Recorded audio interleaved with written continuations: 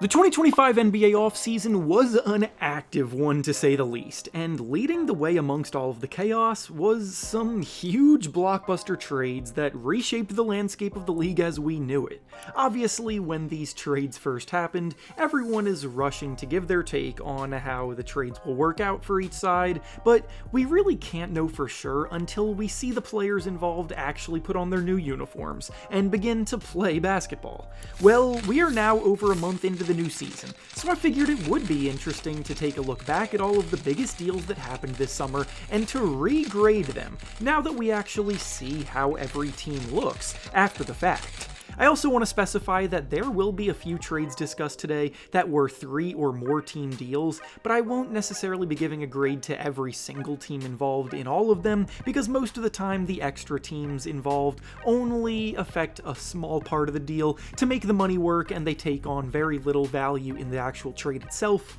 So the focus will be on the primary groups involved. Before we start though, it turns out a good amount of you watching right now aren't even subscribed to the channel, so if you enjoy the content, consider hitting the subscribe button, as not only does it help out a ton, but it also very much appreciated. Now with that being said, let's begin. The first big offseason trade we'll be regrading today is the Jordan Poole for McCollum trade that went down between the Pelicans, Wizards, and Rockets, with the full details of the deal being on your screen now, and the grades here 1 month in are a C- for the Pelicans and a B+ for the Wizards. At first, I thought this trade was pretty even-steven when it originally went down, but when you take into account why each team did this deal, only one group is really getting what they were seeking from it. The Pelicans traded for Jordan Poole, hoping that a younger, fresher guard with more creativity on the ball would rejuvenate their lineup a bit after a disaster of a season last year, especially when Poole had arguably the best year of his career last season in Washington. But instead, things have only gotten worse in New Orleans somehow. They're now in dead last place in the Western Conference standings. Poole immediately butted heads with new coach Willie Green, who would go on to be fired as the head coach shortly after, and then after just 7 games, Poole suffered a knee injury that has held him out ever since. The Pelicans don't even own their first-round pick in the 2026 draft, so they don't even get the benefit of the doubt of a group trying to tank their way to a top pick. They just genuinely stink with a roster filled with underperforming talent that also can't stay healthy for any meaningful period of time. The Wizards, meanwhile, also find themselves at the bottom of the Eastern Conference standings, but their goals were much more aligned with that of a tanking group anyway, and having McCollum in the locker room as a veteran mentor is an incredibly valuable thing to have for the development of their young core. They also got Cam Whitmore in the trade as an added bonus, and while Whitmore definitely has his flaws and has been criticized as a bit of a selfish player at times, his potential as an explosive scoring talent is still worth taking a swing on as a buy low piece to take, and he's also just 21 years old with a lot of room to grow. All in all, the Wizards came away satisfied with this move, while nothing positive came from it for New Orleans, and the grades here reflect that sentiment. The next big trade we'll be regrading is the Kevin Durant trade. That was actually a ridiculous 7-team trade, but the Suns and Rockets were obviously the primary focus, and the grades here are an A for the Rockets and an A- for the Suns. Again, this deal looks a whole lot healthier in hindsight, now that we've seen both teams perform over a month now. The Suns last season, to be frank, were a disgraceful disappointment and needed to blow it up. When they got rid of Kevin Durant, and then also Bradley Beal shortly after that, there was a lot of head scratching going on when Devin Booker did not follow suit, and the organization maintained that they had an idea that they were still fully committed to competing for the playoffs, instead of shifting towards a rebuild. And I'll be the first one to admit that I had my fair share of doubts toward their outlook myself. But honestly, this new look Suns roster just looks so much more cohesive than last year's team ever did, and once again we need to look at Dillon Brooks as a big reason why. You simply cannot deny Dillon Brooks' impact anymore. He was scapegoated in Memphis and chased out of town, and ever since his departure, the Grizzlies have been a bit of a train wreck. He then went to Houston and immediately helped shift the culture en route to a 2-seed finish in the West after they were previously rebuilding for years. Now he's on a Phoenix team that everybody wrote off before the season, but now the Suns, after having the 27th ranked defense last season, are now this season a very respectable 12th ranked defense, and they're pushing hard for a top 10 spot, and Brooks is the one at the center of this success. He brings an edge that just seems to be contagious to the teammates around him, and while his antics can sometimes rub people the wrong way, there's no denying that he's the type of player that you would love if he's on your team, but probably hate if you're a fan of the team going against him. Offensively, he also may not be the most efficient shooter in the world, but he is efficient enough, and with this Suns group needing more scoring, he has embraced a bigger role on the offensive end, putting up about 22 points per game this year. The Suns are currently in 6th place in the Western Conference standings, with a record of 11-7 at the time that I'm making this video, which I realize might end up being behind because it'll probably come out a few days after, but they are drastically overachieving, and I haven't even gotten to discuss Jalen Green much yet because he's only been able to play 2 games so far due to injury, so they've got even more reinforcements coming soon.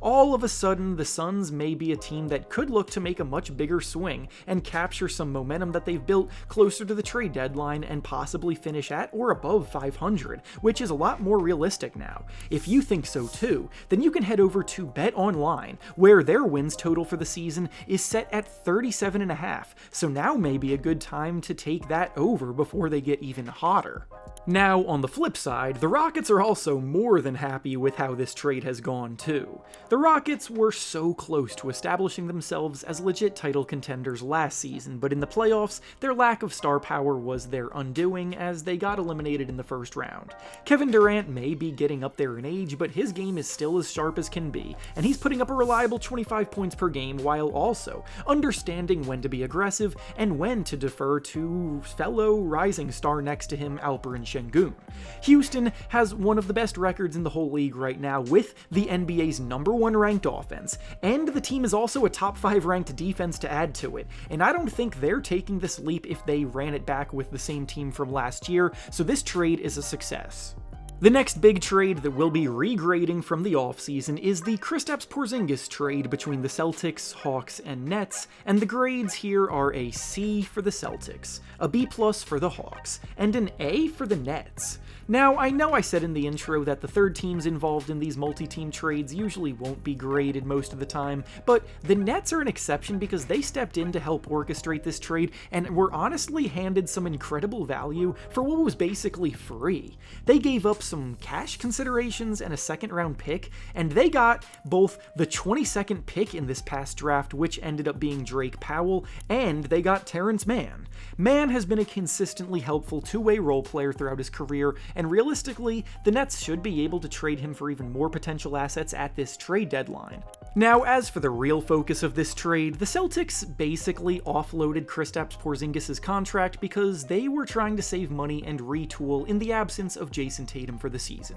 They probably didn't think they would be very competitive this year, so they pretty much gave him to Atlanta for next to nothing. I understand the logic, but now this season, the Celtics are actually still very much in the Eastern Conference playoff race, despite having a pretty depleted frontcourt. So with Porzingis being on an expiring contract anyway, giving him away in hindsight is a lot more questionable. If they didn't view him as a part of their core long-term, they still could have held on to him for the season to try to form one more good run and then let him walk in free agency to save the same amount of money, because they didn't even get anything worthwhile back in this trade to begin with. Now, as for the Hawks, they obviously welcomed Porzingis in for the season because they didn't really have to pay much of a price for him, and overall he has been good, but admittedly his production is still down a little bit from what we've grown accustomed to seeing from him, with his scoring, rebounding, and three-point percentage down this year, and the fact that he's been dealing with occasional knee soreness has made it tough for him to play his best in Atlanta,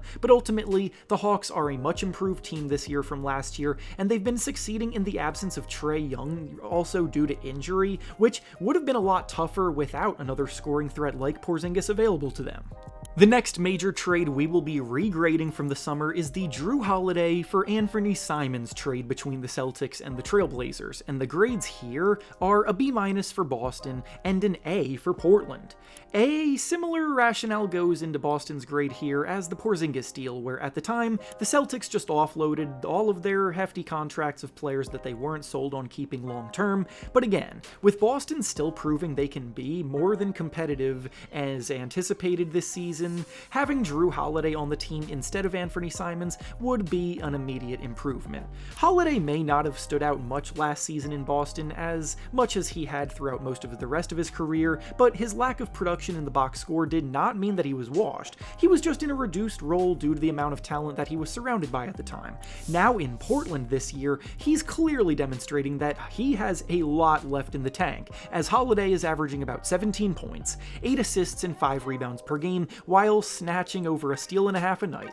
and he is still hounding players on defense as he always has. The Trailblazers are another team that has taken a notable stride forward after a few years of rebuilding this year, and they've done it despite a lot of key injuries in their rotation because Holiday has successfully stepped up his game and helped keep them afloat as a productive veteran presence. Anthony Simons, meanwhile, hasn't been bad by any means, as he is still scoring about 14 points per game off the bench for Boston, knocking down a nice 41% of his threes on the year, but the Celtics are allowing a ridiculous 9 more points per 100 possessions on defense with him on the court, and his struggles defensively have been the story of his career to this point. Simons is also on an expiring contract set to hit free agency next summer, and it doesn't seem as though the Celtics are set on bringing him back. So ultimately, this trade just seems like one that Boston could have gotten more from in return for Holiday's services, or they could have just kept Holiday altogether and been better for it. The next major trade we'll be regrading is the one between the Heat, Clippers, and Jazz that sent Norman Powell to Miami and John Collins to Los Angeles, and the grades here are an A+ for the Heat, a D for the Clippers, and a C for the Jazz. The Heat were honestly in trouble going into the offseason. They had just shipped out Jimmy Butler, and the team was trending in the wrong direction to close out last season. Then, out of nowhere, the Clippers gift-wrapped them Norman Powell for about as free as it gets, and all of a sudden they are back in the mix in a wide-open Eastern Conference as a result of it. Especially with Tyler Hero still out recovering from an injury to start the season, the team desperately needed someone that could handle the duties of a volume go-to scorer, and in this role, Powell is having the best year of his entire career right now. He's averaging a career-high 25 points per game, shooting a red-hot 50% from the field, and 46% from 3, and as the Heat's #1 option, he's leading this group to 3rd place in the Eastern Conference standings right now, with a record of 12-6. Getting someone that can make that big of a difference by just having to give up Kevin Love and Kyle Anderson is the steal of all steals, and in hindsight, it's even more insane that both Utah and Los Angeles would go through with something like this. Now for the Clippers, obviously giving Norman Powell away like that is a pretty bad look, but they also happened to do it because they prioritized John Collins over him at the time, who has proven to be a pretty poor fit in their lineup. Collins is averaging just 11 points and 5 rebounds per game this year, failing to capitalize on playing alongside an elite playmaker like James Harden. In theory, you would have thought that a bouncy, floor-spacing big like Collins would thrive in the pick and roll and pick and pop with a player like Harden, but instead, Collins is having one of the worst years of his entire career, and the Clippers are one of the league's most disappointing teams, sitting in 13th place in the West, with a bottom 3 ranked defense right now. Then, as for the Jazz, they may have gotten rid of Collins at the right time with his play falling off hard this year, but they still didn't really get anything significant for him in this trade, with Kevin Love basically being a glorified assistant coach at this point in his career, Kyle Anderson not even being someone that plays every night, and a 2nd round pick not getting anybody excited.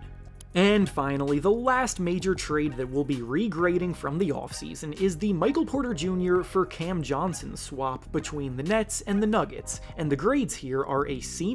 for the Nuggets and an A for the Nets. Again, this is a trade that at the time had pretty much the entire NBA world believing that the Nuggets were the ones who came away with the win, but since the season has begun, the tide has completely shifted in favor of Brooklyn. Cam Johnson has been one of the league's most reliable volume 3-point shooters for the majority of his career, and he has thrived in several different roles at different times. In Phoenix, he was an outstanding bench option that could ignite their offense. In Brooklyn, he took on a bigger role and even had a career year last season across the board, and with his strong understanding of off-ball movement, cutting and spot-up shooting, his fit next to Nikola Jokic seemed like it should be a match made in heaven. But for some reason, Johnson has just not looked comfortable at all to start his time in Denver. He's having arguably the worst year of his career as a pro right now, scoring fewer than 10 points per game, shooting the ball at a much more league average rate, while his attempts from 3 are also way down.